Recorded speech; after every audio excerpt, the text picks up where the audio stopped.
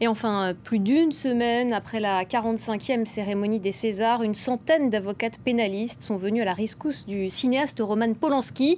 Roman Polanski, souvenez-vous, récompensé par la statuette notamment du meilleur réalisateur pour son film J'accuse, malgré plusieurs accusations de viol sur mineurs. Pour en parler, nous sommes avec Marie-Cécile Nathan, avocate au barreau de Paris, co-signataire de cette tribune dans Le Monde. Marie-Cécile Nathan, bonjour, merci beaucoup. Bonjour. Avec nous sur Merci. France 24. Vous êtes au total 114 femmes, avocates pénalistes, qui se disent féministes, à avoir signé cette tribune après cette cérémonie des Césars qui a fait beaucoup parler. Pourquoi avoir voulu prendre la parole ? Pour rappeler quelques principes, non pas pour prendre la défense de Roman Polanski, qui a des avocats et qui font très correctement leur travail, mais tout simplement pour rappeler des principes. Nous sommes 114 avocates à avoir signé effectivement cette tribune. Beaucoup plus nous ont sollicité pour la signer également. Mais nous sommes 114 avocates de différentes générations aussi.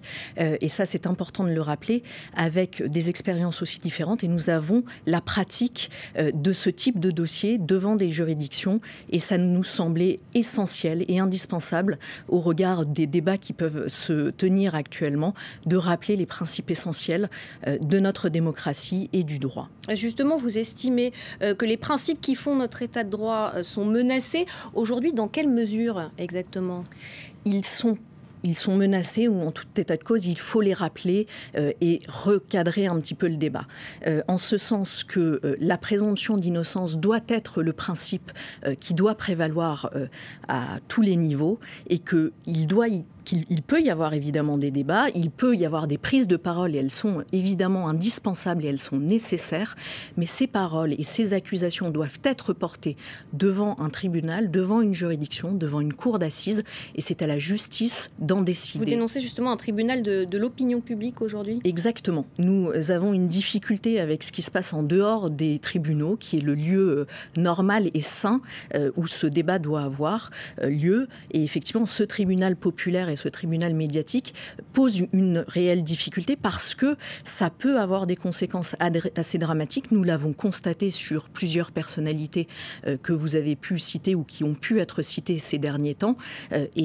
Est-ce que ce n'est pas sain, justement, qu'il y ait un débat en dehors des tribunaux, qu'il y ait un débat dans l'opinion publique ? L'idée n'est pas d'empêcher le débat. L'idée est de dire que si une accusation doit être portée, et surtout si une accusation doit être confirmée et doit être prononcée, elle ne peut pas l'être par le tribunal populaire, elle ne peut pas l'être par des gens à l'extérieur de la justice, elle doit l'être par des magistrats, des juges dont c'est le travail.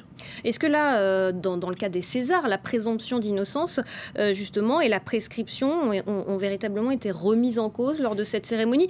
Roman Polanski a tout de même été condamné une fois en 1977 aux États-Unis. Oui, tout à fait. Il a été condamné. Il a purgé sa peine, il a été en détention aux États-Unis, et aujourd'hui, on est à plus de 30 ans ou 40 ans des faits.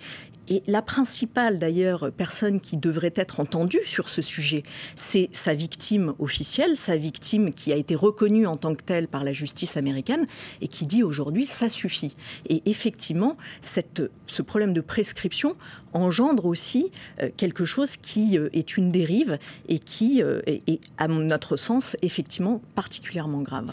Dans le cas de Polanski, la plupart des accusations, justement, sont prescrites. C'est le cas dans de nombreuses autres affaires de ce type. Est-ce que finalement ça n'encourage pas une impunité aujourd'hui de la justice ? De nombreuses féministes réclament la fin de ce délai de prescription qui est aujourd'hui de 20 ans. Mais alors, il peut être de 30 ans. Il peut être de 30 ans, il y a eu un allongement de ce délai de prescription, mais l'inverse serait encore une fois particulièrement grave. Imaginez qu'une accusation portée, une simple accusation portée qui n'est pas la vérité, qui est une accusation, après, encore une fois, à des personnes indépendantes de dire si c'est effectivement vrai ou pas, mais si une accusation est portée plus de 30 ans après, qu'est-ce qu'on a d'autre ? on n'a rien d'autre qui pourrait effectivement confirmer cette accusation ou l'infirmer. Et à ce moment-là, on tombe dans quelque chose de particulièrement arbitraire. C'est pour ça que nous ne souhaitons pas qu'une quelconque parole, ni celle de la victime, ni celle d'un mis en cause, soit une parole sacralisée. Il faut qu'il y ait un débat autour de déclarations qui sont faites et que cette déclaration doit être étayée par des éléments matériels. Et ça, c'est impossible plus de 30 ans après les faits. Vous dénoncez des discours comme celui, par exemple, tenu par l'actrice Adèle Haenel, selon lesquels l'autorité judiciaire ne serait pas efficace en matière de violences sexuelles. Et en même temps, quand on voit qu'aujourd'hui, seuls 17% des auteurs présumés de viol sont condamnés par la justice, on peut s'interroger sur l'efficacité justement de la justice dans ce type d'affaires. Alors, tout à fait, il y a plusieurs points. Il n'y a pas de violence systémique à l'égard des victimes par la justice. Ça, c'est totalement faux. Qu'il y ait en revanche des choses à améliorer sur la prise en compte, sur le recueil de la parole des victimes, ça c'est une certitude. Il faut aussi pousser et inviter les personnes qui sont victimes de violences ou de viols à aller déposer plainte si possible. Je dis bien si possible parce que parfois ce n'est pas le cas, le plus tôt possible. Mais en tout état de cause, il n'y a pas une violence systémique de la justice. Il y a peut-être un manque de moyens, peut-être un manque de formation de certains OPJ ou de certains enquêteurs qui recueillent cette parole-là, mais il n'y a pas de violence faite à cet égard. Concernant le pourcentage, moi je suis toujours un petit peu sceptique, peut-être du fait que nous traitons régulièrement ce type de dossier et qu'il y a quand même un certain nombre de condamnations.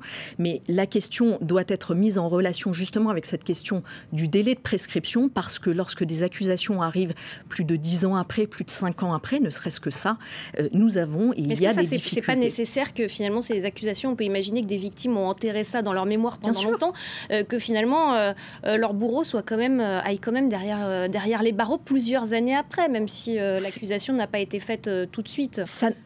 La justice va répondre à des cas spécifiques. S'il y a des éléments qui permettent de prouver ces accusations, très bien, et ça sera acté. Mais en revanche, s'il n'y en a pas, c'est aussi comme ça que fonctionne notre système judiciaire et il est important qu'il continue à fonctionner de la sorte. On ne porte pas une accusation et cette parole ne vaut pas accusation. Plusieurs associations féministes estiment qu'avec cette tribune, vous enfoncez encore un peu plus les victimes. Qu'est-ce que vous leur répondez ? Absolument pas. Nous sommes 114 à l'avoir signé, c'est ce que vous avez rappelé en début. Nous sommes, je pense, et c'est ce que nous estimons particulièrement légitime, à pouvoir parler de ce sujet dans la mesure où nous sommes des femmes, nous sommes dans un milieu particulièrement masculin. Nous traitons de ce type de dossier, que ce soit aussi bien du côté des auteurs que des victimes. Des dossiers de viol, nous les portons, que ce soit d'un côté ou de l'autre, pendant plusieurs années, avec des personnes à côté de nous, des personnes que nous soutenons. Donc nous connaissons parfaitement, particulièrement cette matière, et nous savons aussi comment nous pouvons aider, que ce soit d'un côté comme de l'autre, les personnes à avancer. Merci beaucoup, Marie-Cécile Nathan, d'avoir été notre invitée sur France 24.